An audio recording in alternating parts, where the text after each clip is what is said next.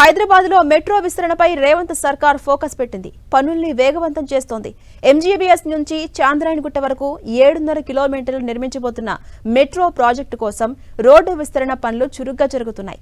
రహదారిపై అడ్డుగా ఉండే నిర్మాణాలను తొలగించే పనులకు ప్రణాళిక సిద్ధం చేశారు. ఇంతకీ మెట్రో రైల్ ఈ మార్గంలో ఎప్పుడు ప్రారంభం కానుంది?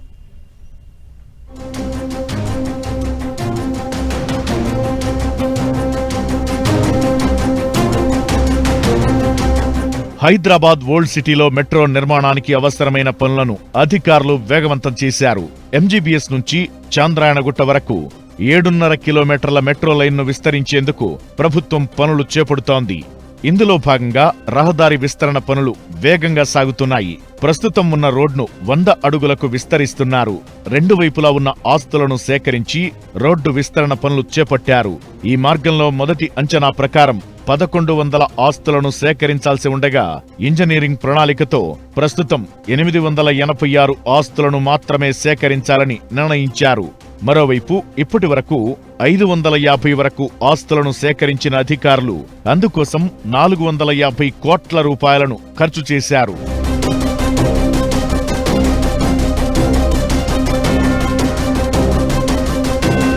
ఒకవైపు ఆస్తుల సేకరణతో పాటు రోడ్డు మధ్యలో విద్యుత్, టెలికాం కేబుల్స్ ఉన్నట్లు అధికారులు గుర్తించారు. వాటిని లొకేట్ చేసి తొలగించేందుకు కసరత్తు చేస్తున్నారు. ఇక మెట్రో స్టేషన్ నిర్మాణాలు జరిగే ప్రాంతాలను యాక్యురేట్ చేస్తున్నారు. ఈ సర్వే ఖచ్చితంగా నిర్వహించేందుకు differential global positioning system DGPS survey విధానాన్ని ఉపయోగిస్తున్నారు. ఈ డిజిటల్ సర్వే ఖచ్చితమైన లక్ష్యాలను నిర్దేశించేందుకు ఉపయోగపడుతుందని అధికారులు భావిస్తున్నారు.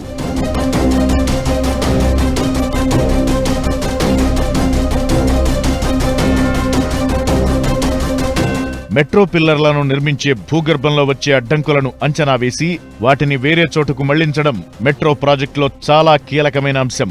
ఆ మార్గంలో రోడ్లు చాలా పురాతనమైనవి కావడం వల్ల రోడ్డు కింద అనేక ప్రాంతాల్లో నీటి సరఫరా లైన్లు, విద్యుత్, టెలికాం లైన్లు ఉన్నాయి. ఎక్కడెక్కడ పిల్లర్లు వస్తాయో ఆయా ప్రాంతాల్లో ఉన్న యుటిలిటీలను మార్చేందుకు ప్రత్యేక ప్రణాళికలు రూపొందిస్తున్నారు. అందుకోసం జీహెచ్ఎంసీ, విద్యుత్, వాటర్ బోర్డు అధికారులు సమన్వయంతో ముందుకెళ్తున్నారు.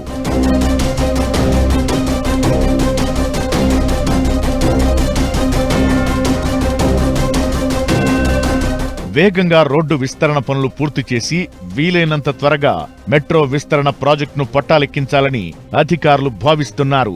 ఇప్పటికే రాష్ట్ర ప్రభుత్వం భూసేకరణ కోసం నిధులు కేటాయించగా ఈ ప్రాజెక్టు ఫైనల్ అనుమతులు కేంద్రం దగ్గర పెండింగ్ లో ఉంది. అక్కడి నుంచి గ్రీన్ సిగ్నల్ రాగానే టెండర్లు వేసి పనులు స్టార్ట్ చేస్తారు.